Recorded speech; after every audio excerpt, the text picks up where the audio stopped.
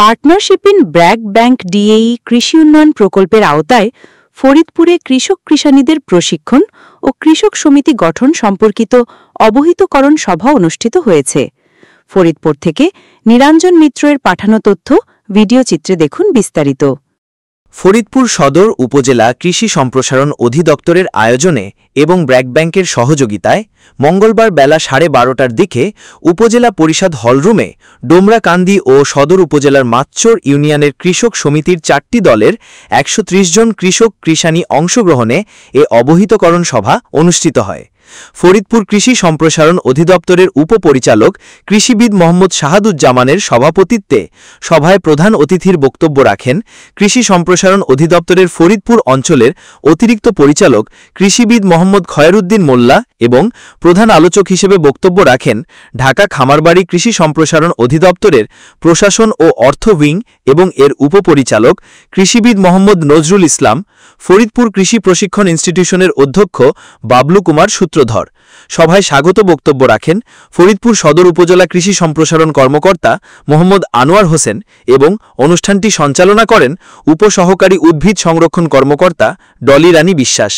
এ সময় উপস্থিত ছিলেন ফরিদপুর সদর উপজেলা কৃষি সম্প্রসারণ কর্মকর্তা মোহাম্মদ মাসুদ রানা, উপসহকারী কৃষি কর্মকর্তা মোহাম্মদ শরীফ মোল্লাসহ প্রশিক্ষণার্থী কৃষক ও কৃষানীবৃন্দ। কৃষকদের উচ্চ ফলনশীল ফসলের জাত এবং টেকসই চাষাবাদ পদ্ধতিতে রূপান্তরে সহায়তা করার লক্ষ্যে কৃষকদের অনাবাদি পতিত জায়গা সর্বোত্তম ব্যবহার করে চাষবাদ করতে হবে। এতে বিভিন্ন ধরনের সবজি চাষ করে কৃষক স্বাবলম্বী হতে পারবে।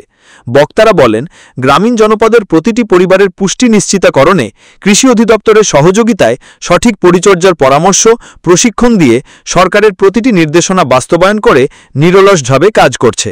এমওপি সার কিনতেছি 20 টাকা কেজি, সরকারের আমদানি মূল্য 40 থেকে 45 টাকা। তা এরপরে যদি আমি বলি যে টিএসপি সার, টিএসপি কিনতেছি আমরা কত?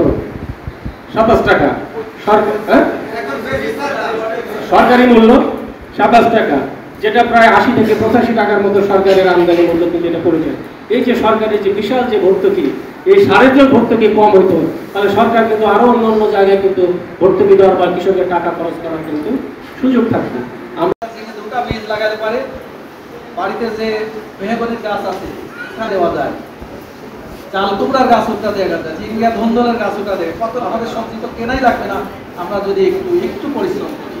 অথচ আমরা পরিশ্রম না করিয়া প্রতিদিন বাজারে যায় আমরা টাকা নষ্ট করতে পারি।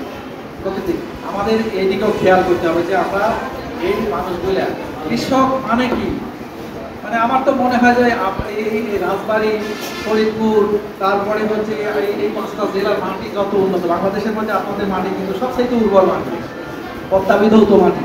এই মাটিতে যা দেওয়া যায়, ঢেঁড়সের গাছ দেখছি কি বড় বড় ঢেঁড়সের গাছ হয়, আর যেদিন ফুল ধরে তার পরের দিন মনে হয় খাওয়া যাবে, তার 3 দিন 4 দিন পরে এত বড় হয় যে মনে হয় খাওয়া যাবে না।